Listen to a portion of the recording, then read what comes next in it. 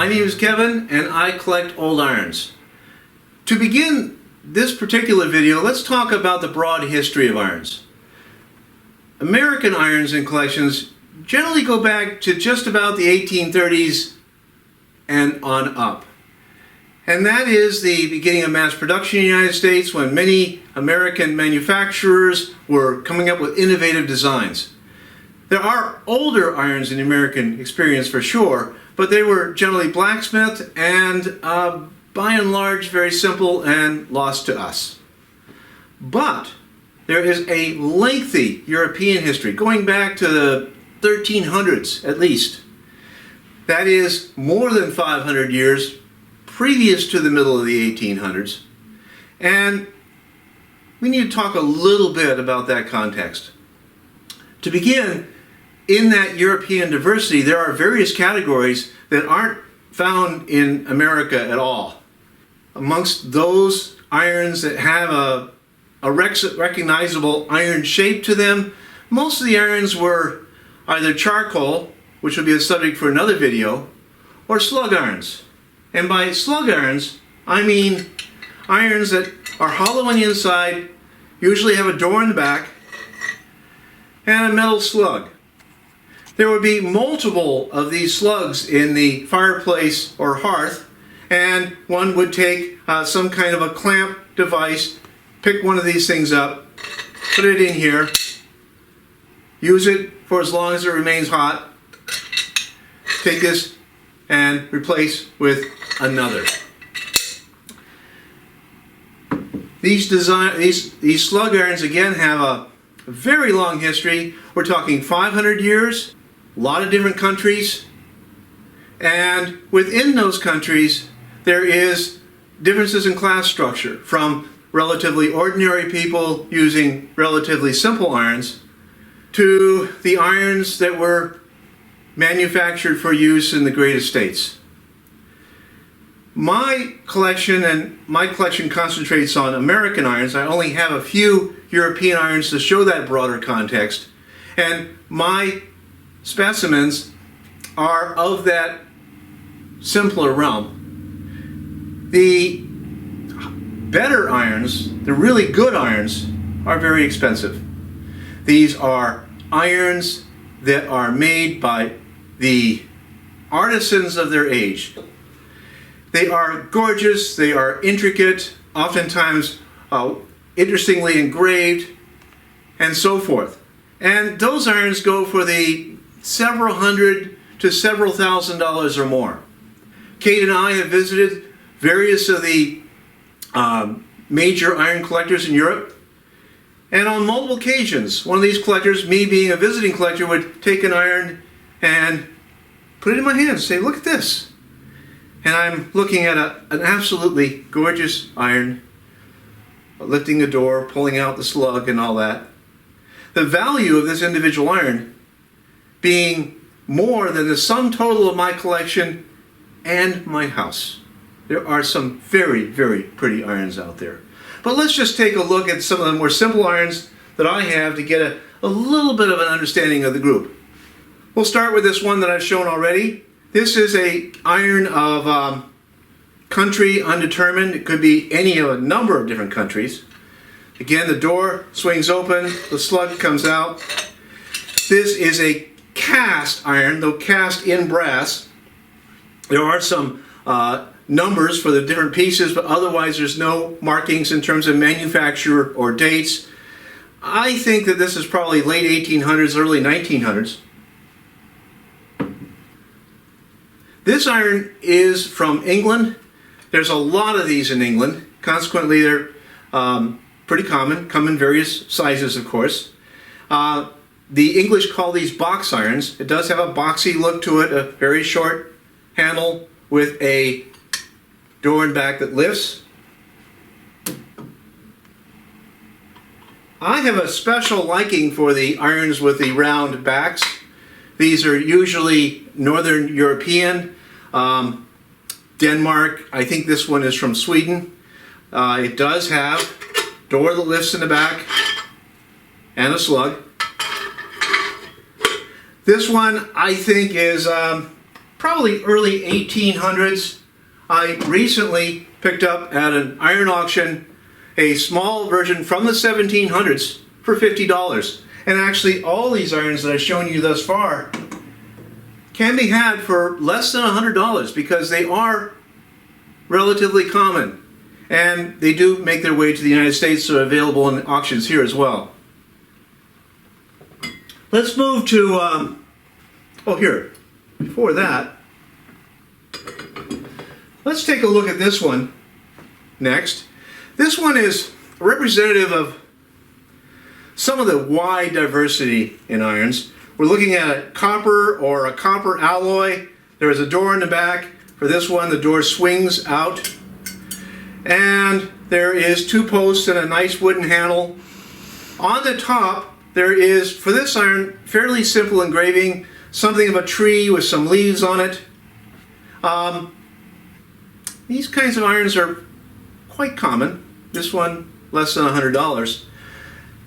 But it's representative of others that have much more elaborate engravings on the top with perhaps initials or a year, much more elaborate mechanism back here with some fancy design work perhaps, handle as well. And those irons go for the several hundred to thousands of dollars. Something to know about. Let's cover a couple of European iron types that are a little bit harder to come by. This is Belgian. It has the matching trivet. Again, a round back. This is called a drop in the back iron. So I swing the iron up, the handle drops in and slides out, no door. Very, very simple design. This one has got brass posts. It's got an iron bottom, again with matching trivet. I have another one here, also with matching trivet. And this is a bi-metal design with a single post. This one does not have the slug. These irons, if you look for them and you're patient, you can find these for in the realm of $200. And that includes the trivet, again, if you're patient enough. And finally, for these European slug irons, let me give you the sort of jewel of my own collection. This is a Scottish iron.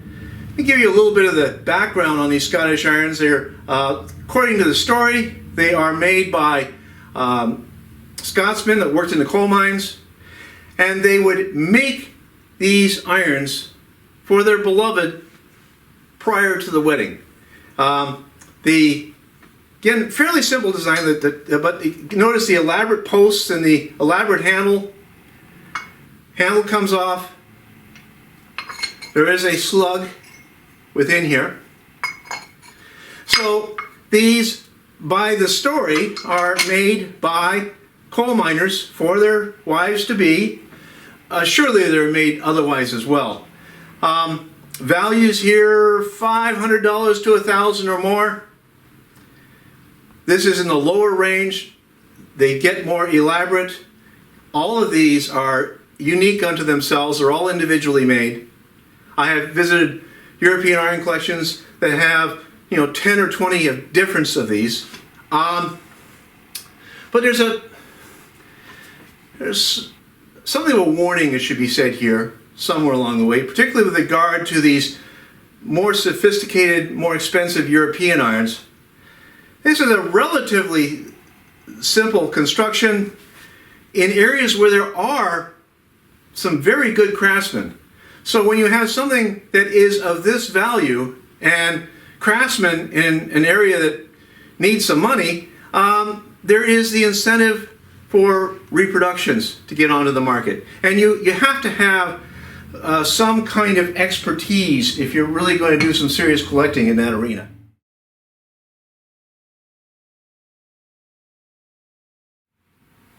The American manufactured slug irons exist in the same general time frame as the detachable irons. They are a bit more complex. and likely, I think, a bit more money. But I think that they fit the market of those who were a little more upscale and wanted to use irons like the Europeans did. The irons go back 1870s, and let's take a look at this one. This is the American company. There are, by the way, a number of other very, very similar irons with different company names. It has a latch on the top, and the latch is very similar to the 1867 detachable iron that we saw in a previous video. The top comes off, but underneath there is a slug. And so I don't have a date. These are undated. I've not seen a patent for these, but I think these are in the 1860s, just prior to Mrs. Potts. I have another, also 1867, bit more elaborate. It's got a wood handle, bit more massive. It's got a thumb latch here on the front, and the slug, it's a pretty massive slug, does not have a flat bottom, and the inside of the bottom itself is not flat. So this was a means, I guess, to increase the surface area of the base of the slug. Let me work on this a little bit. There we are. Again, nowhere near the convenience that the detachable irons are going to develop, but these things were used for a long time. This particular iron has an 1897 patent date. This is done by Bless and Drake, and Bless and Drake was one of the major manufacturers in America, going back to the earliest manufactured coal irons that we'll see later in the 1850s, through detachable handled slug irons and into the higher technologies as well. This particular one is called the Salamander. This iron, by and large, copied from a very, very popular style in England. And again, the top comes off and there's a slug within. These irons, I understand, were illustrated in the catalogs until 1913 at least. Let me show you one more. The irons that I've shown thus far are fairly uncommon. Values in the $100 to $200 range. This is a Dean's iron. No dates for this that I know of. The latch is on the front, and there is a slug within. It comes with a trivet, and you could buy these in sets that included a fluter plate and a fluter that you could, once you took the handle off, you could put these on top of that base, and I'll show that in the videos that we have after the oral portion of this.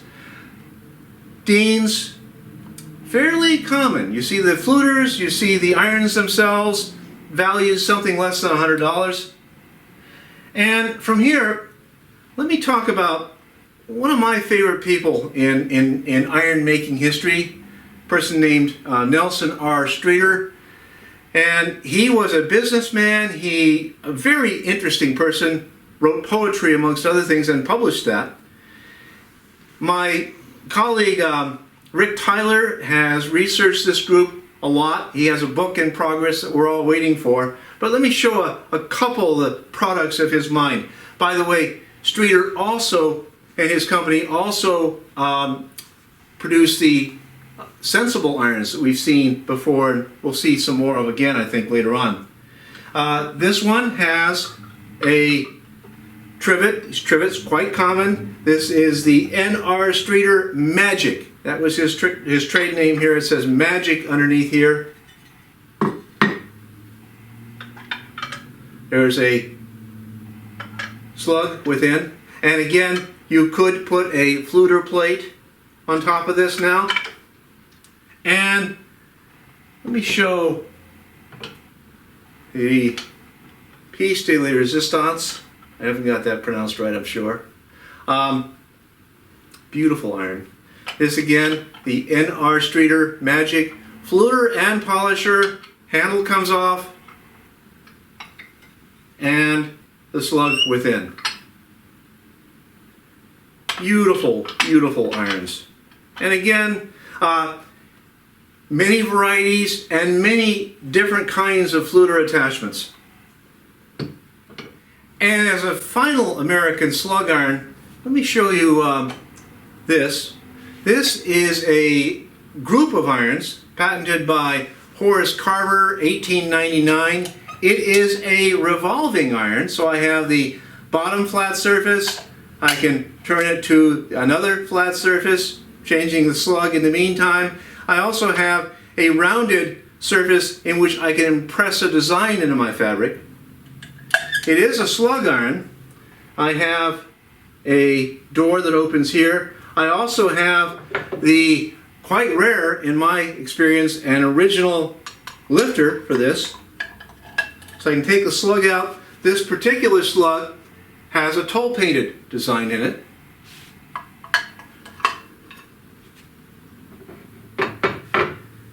So again, very interesting design. There's quite a different group of markings. They come in a couple different sizes. Something to keep an eye out for. If you find a good one of these in the $100 to $200 range, it's a good price. So that is a short summary of the European and American slug irons. But there's one more thing we might spend a little bit of time on, and that is other use of slugs in irons. This is a fluting iron, and it has some brass rollers. There are doors to the sides of these rollers, and I can reach in here, and there are slugs within. And I can then take some fresh, hot slugs, close the doors, and work with those irons. There are a lot of these, and these will be a subject for a later video. So for now, thank you for watching this video. We do have some more videos as we get into yet fancier, technologically more sophisticated irons. Thank you for your time.